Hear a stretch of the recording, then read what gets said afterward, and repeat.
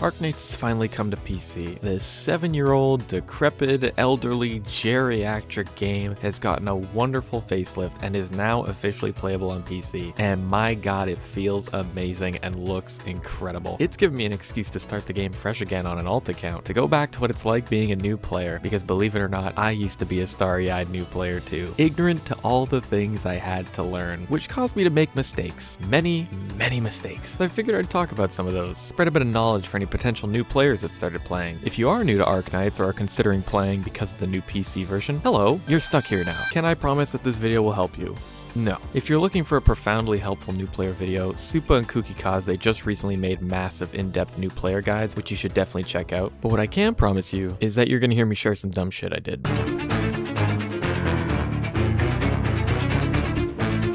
One of the first mistakes I made when playing Arknights was not learning about proper operator placement order sooner. There's a tutorial stage that teaches you this mechanic, but I honestly can't remember if it existed back when I started or if I just completely ignored it. Either way, I'm a fucking doorknob for not knowing this for as long as I did. Basically, the order in which you place operators on the field matters, and the most recent operator you deploy on the field will be prioritized for enemy attacks as long as they are in range. This is a very helpful thing to know, as it could easily be the difference between winning a stage and getting absolutely railed in a stage. And rail me it did, because I somehow didn't know this was a thing that existed for longer than I'm happy to admit. I used to play some stages confused about why certain operators would get attacked over other ones, and it really impacted my ability to clear levels, especially early on. And this doesn't even mention the taunt mechanic in this game, which also affects how enemies prioritize your operators. Yes, there is also a taunt mechanic, and I learned about it the hard way. Because one time, I was playing a stage that had tons of enemies attacking from across the map, and I wanted to place my Ascalon last to have her take all the enemies' focus, because she's an ambusher, meaning she has a built-in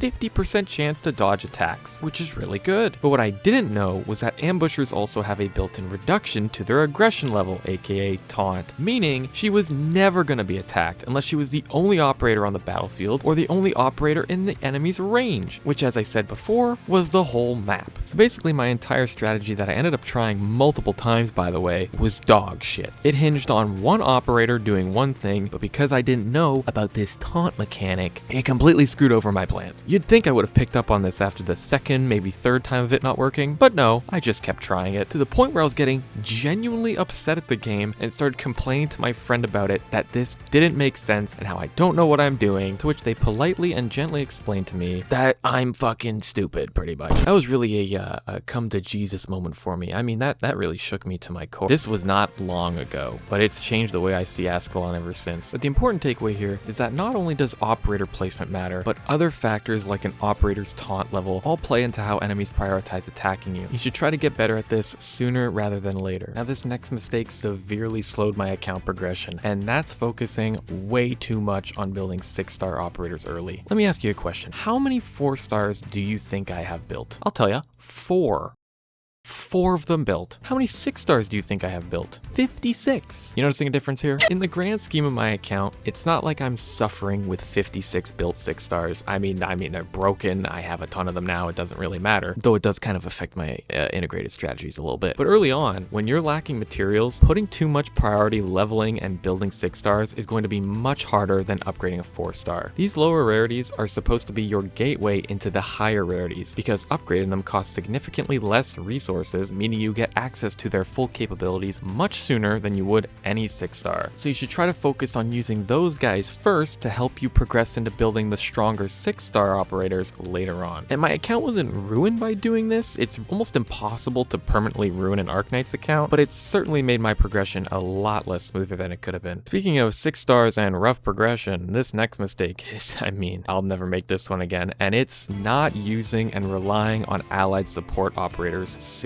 Oh my God, why did I not do this? This would have saved me so much time, so much pain, and so much suffering if I just used and borrowed these damn supports, man. If you don't know what I'm talking about, you're able to borrow one operator from another player or friend's profile, and these operators are scaled up to your highest built operator, meaning if you have an Elite 2 operator on your account, even a 4-star, then you can borrow somebody else's fully built broken operators to help carry you through stages. I did not do this. Why? Because I'm fucking stupid. The only reason not to borrow a support is to be able to auto-farm the stages you clear. So you should always at least try to beat a stage without any help, but don't worry too much about it early on. Because I seriously convinced myself that I should never clear any levels with any help, or else I wouldn't be able to get the materials I need. Guess what? That was also stupid, because I never ended up farming half of these stages to begin with, meaning that oftentimes I was just wasting my time, slamming my head into a wall, hoping I'd eventually win for essentially nothing. Genuinely, there is no shame in borrowing someone else's operator to help carry you through a stage. If anything, it helps you make progress faster, which is always worth it. You can always go back and clear those same stages without help when your account is stronger and your operators are more built. But trying to brute force an Elite 2 level 20 stage with Elite 1 level 40 operators is just masochistic and pointless. Do yourself a favor and borrow those support. Now, if you don't want to rely on random people and you're looking for people to add as friends, feel free to join my Discord. We have a dedicated channel for sharing accounts, so I'm sure you'd find some people willing to help. Now, keeping with the trend of shooting myself in the foot, another mistake I made was neglecting my base. This also heavily slowed my account progression, because ignoring your base means ignoring the lifeblood of your account. Your base will provide you with consistent passive resources and materials needed to build operators, as well as being the place where you can get access to important things like skill masteries and material conversion, things you'll be using a lot later on. And I, in my infinite wisdom, ignored it for quite some time, because of course I did. I didn't understand what 243 or 252 meant. I just kept brushing it off, not really wanting to touch my base at all, but when push came to shove, I realized how important it really was to work on it, so I sucked it up. Don't be like me. Upgrade your base whenever you can. Check back in with it constantly. Make sure you're keeping it up to date and using your drones when you have them. It might seem boring in the short term, but in the long run of your account, you'll be glad you did it. Also, just a quick little thing here, 243 and 242 refers to the number of facilities in your base. So in the case of 243, for example, that would be 2 trading posts, 4 factories, and 3 power plants. I personally run 243, I quite like it, but I've heard 252 is statistically better. I personally have no idea. But as long as you're building your base in some way, that's what matters most, so do what you think feels best. Now, this next mistake I made has to do with the gacha in this game. I've made quite a few gacha mistakes, but this first one is pulling on the Colonel banner. Period. End of sentence. That's it. Do not pull on this. The Colonel headhunting banner is full of operators from launch up to year 3, so a lot of old operators that are going to be less bang for your buck compared to new ones. On top of that, you get blue certificates when doing Colonel banner pulls instead of the usual green and yellow, which are used for way more stuff in the certificate shop. And on top of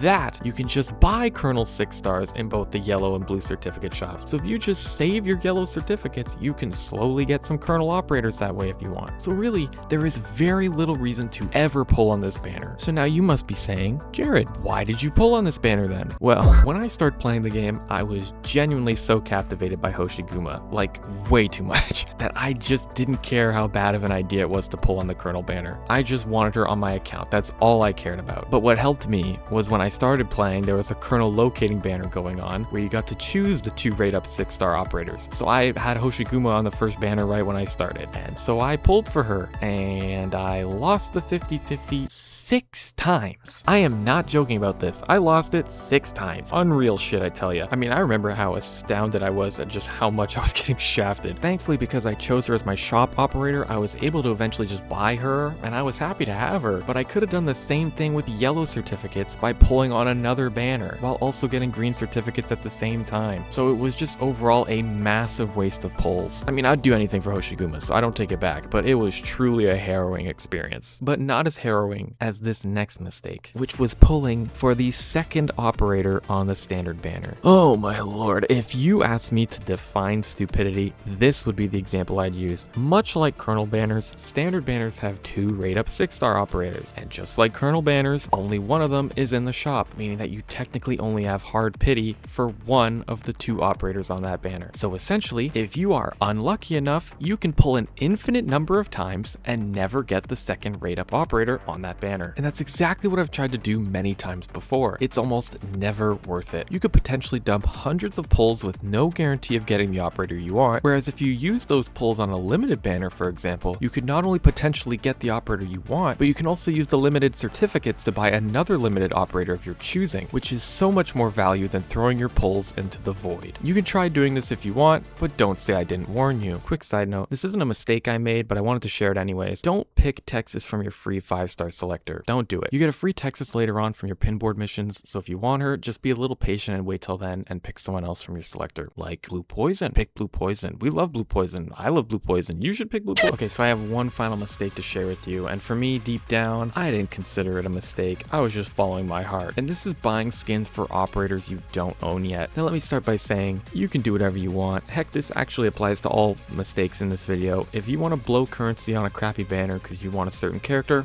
go for it. If you want to buy skins for operators you don't own yet, be my guest. But objectively speaking, you are very rarely guaranteed to get the operators you want, so you might start spending currency on skins that you might not even get to use for a long time. For me, this was with Surtur and her summer skin. I love this skin. Surtur got me to play this game, and this skin I bought maybe a couple days into starting the game. I knew I wanted Surtur, and I didn't know when the skin would be back, so for me, I was like, okay, sure, I'll buy it, because it was important for me to be ready when I did eventually get her. And I did eventually get her, but it took quite some time before that happened, and that's 20 Originite Prime I could have saved and used for something else earlier on. Do I ultimately regret this decision? No, but honestly, you should probably do as I say and not as I do. Once again, I don't think it'll ruin your account if you do this. You can do what you want, but like, maybe just hold off till you actually get the character first. So those are my biggest mistakes I've made playing Arknights. Once again, like I said, play how you want, do what you want, do whatever makes the game enjoyable for you. If that means blowing everything on your favorite operator, who am I to tell you you're wrong for doing that? These are just some mistakes that I thought I made, and I hope that by sharing them, you hopefully don't make them as well. And if there's some mistakes that you made that you want to share in the comments, feel free to do so. But you know what isn't a mistake? Clicking that subscribe button and joining my Discord. Link in the description, by the way. And while you're there, why not like the video? Maybe your favorite operator will show up in your dreams or something. It's totally possible. It probably won't happen, but